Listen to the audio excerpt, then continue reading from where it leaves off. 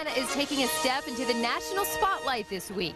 A visit from the Republican presidential candidate is right around the corner, but how does our state really fit in this election? We're getting the view of both sides as we get closer to November. Then the candidates to become Indiana's governor faced questions how our political insiders say they handled them. It's all coming up on this edition of Indianapolis This Week. From RTV6, Indianapolis This Week. We are just 72 days away from voters heading to the polls and casting their ballots to decide a number of big races. Of course, the biggest one is the presidential race between President Barack Obama and Republican Mitt Romney. This is going to be a big week in that race, with part of the focus right here in Indiana. President Obama will deliver a video message to the American Legion National Convention on Tuesday. Then Mitt Romney will be here in Indianapolis on Wednesday to address the convention. The next day, Romney will be in Tampa, Florida to accept the Republican nomination for president. And joining us now to talk about the race for the presidency as it plays out here in Indiana and the Romney campaign is Republican Congressman Todd Rokita. Congressman Rokita represents Indiana's 4th congressional district after being elected in 2010. Before heading to the House of Representatives, Congressman Rokita served as Indiana's Secretary of State. Thank you so much for joining us. It's good to be here, Jenna. Well, we're happy to have you. Well, Congressman Rokita, this election has quite a different feel from 2008. Talk about that. Well, first and foremost, one of the big differences is it comes from the president himself. I mean, we went from a campaign of hope and change to one of attack and blame. And that's all we're hearing from this man after 4 years and being in the country's highest political position. And so that, number one, is astounding. But let's focus on our side for a minute, Mitt Romney's side. Now, this is a man that I've supported, and many in the state have supported since 2006. And what I'm feeling different, what I'm feeling is different, what I'm seeing is different, is a whole lot more energy. You know, in 2008, this state, if I go back to my Secretary of State records and remember this correctly, it's the first time that this state went for a Democratic presidential candidate since Lyndon Johnson in 1964. But do you feel that that's different this time around? Jenna, absolutely. Why? Indiana is politically sober now. And we are going to be, at 6:01 p.m., we are going to be right up there for the Republicans in terms of our electoral college count, and that's because Hoosier common sense tells us that these policies don't work. Do you think that's the reason? Absolutely. Look at I mean, we're in our 40th month of unemployment being over 8% in this nation, and we know that Mitch Daniels' policies have worked here, but nationally they're not working. This idea that you can dig yourself a hole to prosperity simply doesn't work.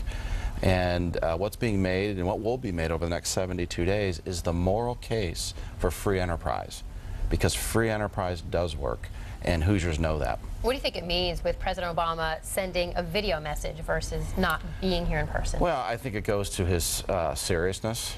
What do you think this means that? Lack thereof, you know, is what I'm saying. I mean, look, we're facing a sequestration issue on Capitol Hill as soon as we get back after the election, where, you know, in order to raise the debt ceiling, we had to make huge cuts over the next 10 years. A lot of those cuts are unfairly, in a lopsided fashion, going to be on the military. These veterans are very much in tune with that. And for the president not to show up, I think, demonstrates his lack of seriousness, not only on that issue, but for these men and women. Or do you think it simply means that, you know, this state, Indiana, is not as important in the election this time around? Because it seems like neither Democrats nor Republicans are spending a ton of money here this time around. Well, you're talking about the convention. This is a national convention. We're going to have veterans from all over the United States here in Indiana, and so it shouldn't matter to Mr. Obama that this state is for Mitt Romney right now, I think 51 to 35%, because he has a national audience here. And again, this just goes to, I think, his lack of seriousness, and I would even say, if I was going to be more bold, a sort of derision for our military men and women. Those are pretty strong words. Now, you've been on the trail with Mitt Romney. How are voters responding to him? I think very well. I mean, this is a man of integrity, intellectual honesty. He's a father and a husband first. And in 5 minutes of experiencing the man, you see that. We can say that about President Obama, too. And he's a man of faith. Well, you could. I don't make any judgments on that. I just know what you're asking the question, how do Hoosiers find him and observe him, and that's what comes out. Does that come out with Mr. Obama? Well, I don't know. But I know that with Mitt Romney, people trust the intellectual honesty he's bringing to this whole operation. What are some of the issues that you think voters are very attracted to him for? Well, you know, the issue is the economy.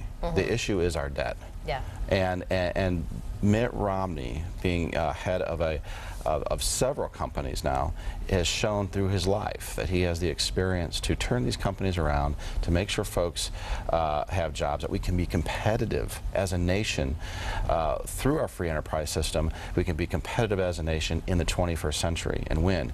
You know, we're not competing, Jenna, with Fort Wayne and Evansville anymore. We're competing with places around the world whose names we can barely pronounce. And that requires a whole higher level of sophistication, of again, intellectual honesty, of experience in dealing with these complex economic matters. Now, you mentioned a little earlier bipartisanship. You've been in Congress now for about 2 years. Yeah. What's been your experience with all of that? You know, I think there is bipartisanship on several issues. I mean, the news never lets you know that. Present company accepted.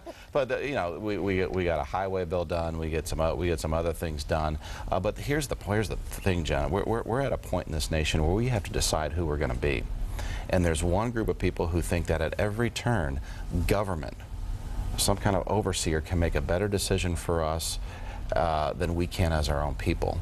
And then there's another group that think exactly the opposite, that no, individuals at every turn can make, on the whole, better decisions for ourselves. And the nation just has to decide which model they want. And they're vastly different. Mr. Obama thinks that the government can make better decisions for us. Mr. Romney and Todd Rokita and a lot of others in Congress think exactly the opposite. No, even if we're wrong sometimes, individualism is where it's at. And that's what made this nation so strong and great. All right, well, so much to talk with you about. I thank you so much for coming today. You'll come back again? Absolutely. Talk more? All right, well, good luck in November. Thank you. With Mitt Romney. All right, well, coming up after the break, we're getting the other side's view of this election. The chairman of the Indiana Democratic Party, Dan Parker, will join us to talk about Indiana's chances of going blue again with President Obama. 2008 marked an historic election for the state of Indiana. For the first time in decades, Indiana voted for the Democratic candidate running for president. The Hoosier State became a battleground, starting in the Democratic primary race between then Senators Hillary Clinton and Barack Obama. Come the general election, the state remained in play for both John McCain and Barack Obama, eventually siding with President Obama. And joining us now is the chairman of the Indiana Democratic Party, Dan Parker. Dan was elected chair of the state party in 2004 and has been actively involved for about 20 years now. Thank you so much for joining us. This time around, though, 2012 appears to be very different from 2008. Why is that? Well, we didn't have a competitive primary here. The president ran unopposed. And situations are a little bit different with the electoral map this time around. With the advent of super PACs, the campaigns have to be really selective in terms of where they compete. The race here is a lot closer than people think, but it's not a state that either side looks at as in terms of a tipping point state in terms of getting folks to 270. Why? Why this time? Why not this time, and why in 08? Well, in 2008, the president was able to expand the map. He had a huge fundraising advantage over John McCain. With super PACs involved this time, with the sort of unlimited supply of corporate money, the president has to be very selective in terms of where he targets his campaign. So less activity for the state of Indiana. So does that mean if the president is not selecting Indiana so much to focus on, that he's almost conceding it? Like, okay, it's probably going to go back to being blue? Not conceding it. Not conceding it. The campaign does have an office here in Indianapolis with paid staff on the ground and registering voters and things like that. The race is much closer than people think.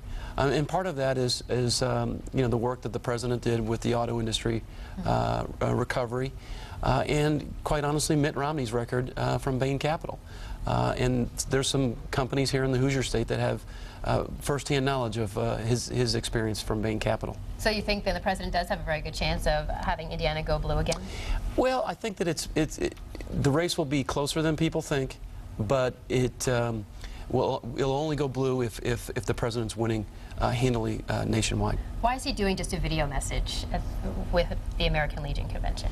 My understanding is that he spoke to the Veterans of Foreign Wars out in Nevada, and he's either spoken at one or the other, and not both in a single year. So. Okay. Unfortunately, we didn't get the president, but we did have the First Lady here this past week. Yeah, so what was the response to Michelle Obama being here? Great response. Great to energize grassroots activists, and she's a tremendous role model, and we were honored to have her here in the city. Is she going to be playing a bigger role now in this re-election campaign? I hope so. Is she an asset? A big asset? She's a huge asset. She's got great favorables. She's done a great job advocating for veterans and children's health, and she's a great asset to the president.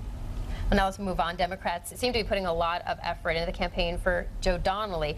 What do you make of the most recent polls that showed as a statistical tie? Well, it's been like that for a while. What I see is that Joe Donnelly is presenting himself in the traditional model of Evan Bayh and Dick Lugar, a moderate who's bipartisan, works across the aisle to get things done, common sense, and Richard Murdoch's sort of strident, ideological and partisan message that he came out of the primary with is just not selling. Most Hoosiers believe there's too much partisanship in Washington already.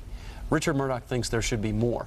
And so that message is just not selling. And so that's why you see Joe Donnelly on with television ads, portraying him as that sort of bipartisan fiscal conservative who's going to reach out and work across the aisle. Do you think more people are turning towards Joe Donnelly more because they just don't like Murdoch versus like Donnelly? I think it's both. I think that Joe is a very likable person. He's got a tremendous record representing the folks in the 2nd District in South Bend.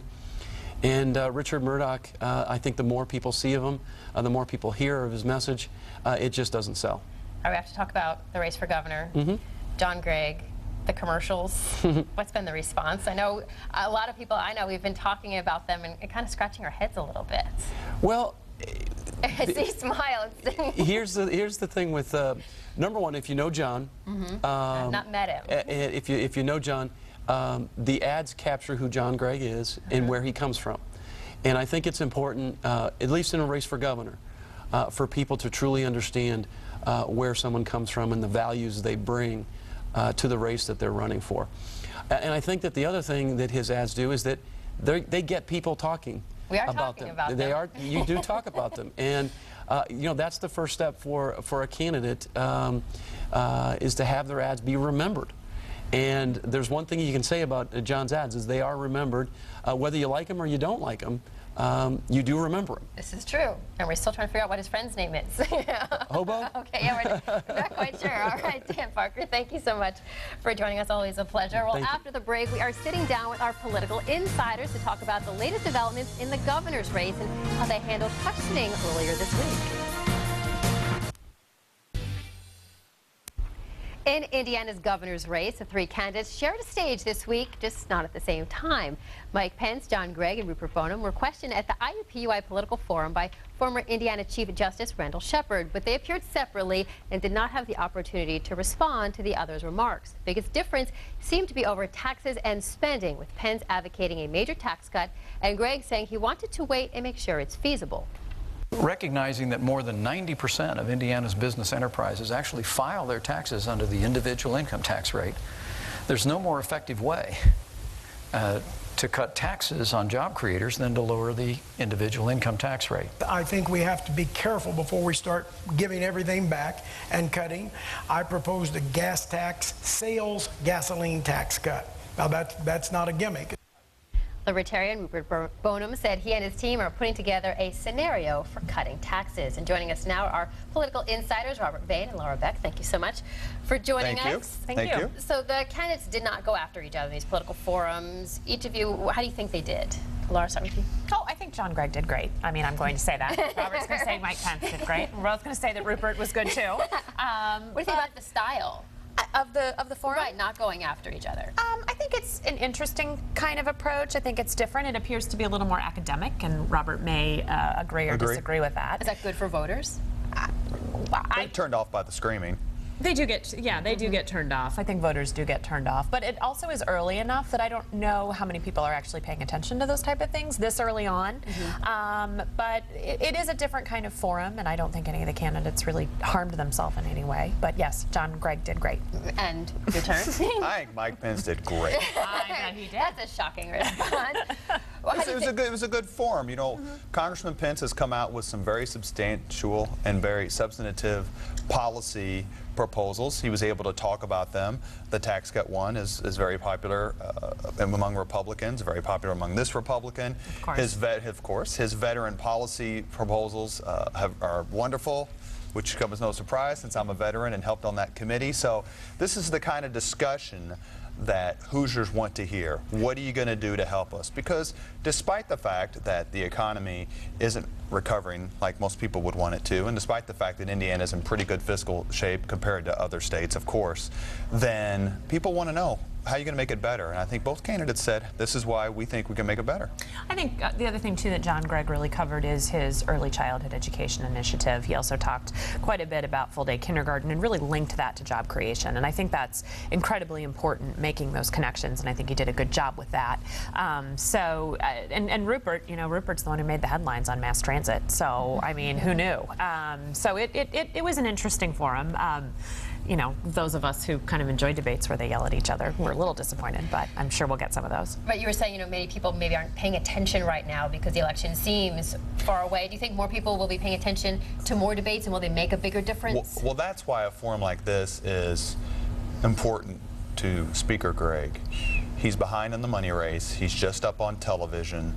So being able to get earned media like the on this show where we discuss what he did and get his name recognition out a little bit better. John Gregg is great. John Gregg is great. Just like that. just like that. I mean, John Gregg's hanging out at the clip and curl. Yeah. Well, he's running a campaign like he's running for Mr. Congeniality. He's running for governor, and it's a little bit different race. But he's behind in the money race. He's behind in the polls. So I'm not taking a shot at him per se. I'm just saying these sorts of forums and then the earned media that follows is important for him because he is behind. Exactly. Yeah, and for Mike Pence, I mean, you know, there's a lot of concern about his extreme social issues. I have a great deal of concern about his extreme social issues and his ability to go to work every day. But I do think that these are just other opportunities for the candidates to share their message. It seemed like this forum, though, was much more of an kind of inside the baseball, or not the inside baseball, more inside the beltway type of, it seemed like a lot of politicos, lobbyists. Abdul was there. You know, can't forget Abdul, he was there. So it seemed like it was more followed by more of the insiders, but I still think that these are important forums, they're important venues for the candidates to talk about. And having the Chief Justice there puts the tone. It's a respectful tone. You're not going to yell and scream in front of Chief Justice Shepard. And former Governor Kernan was there as well, and you know, he'll keep them all in mind. Well, they did all behave themselves. Well, turning to the presidential race, Mitt Romney will be in town on Wednesday to address the American Legion National Convention with very little effort seeming like each side being made to win Indiana. What do you think this means that Romney will be here?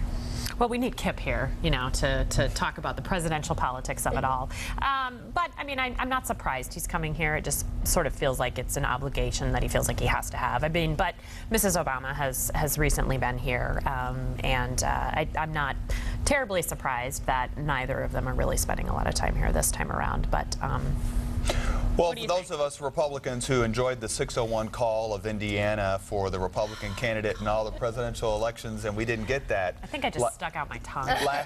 Last go around, we're happy that Governor Romney's coming here. It's an important group of people to talk to. It's disappointing that the president's not here. He must be playing golf, or the teleprompter broke, or some other reason why he's not here. So unfortunately, I won't be here because I'll be at the convention. But the veterans, it's a group of people.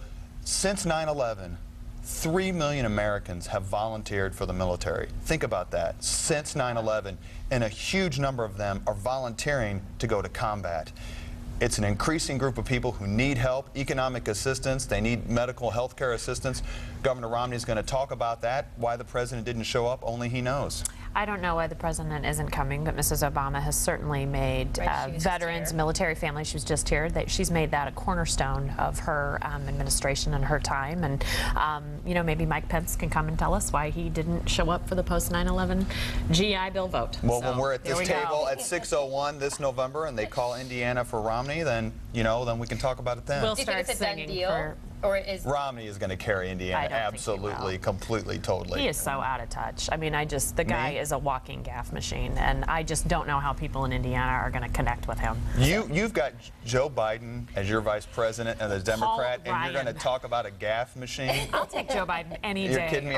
Over I think those hair plugs are curdling his brain. Oh, now I think that is going a little too far. Why? I need hair plugs. Why not? You don't need Not yet. Not yet. Just a few seconds left.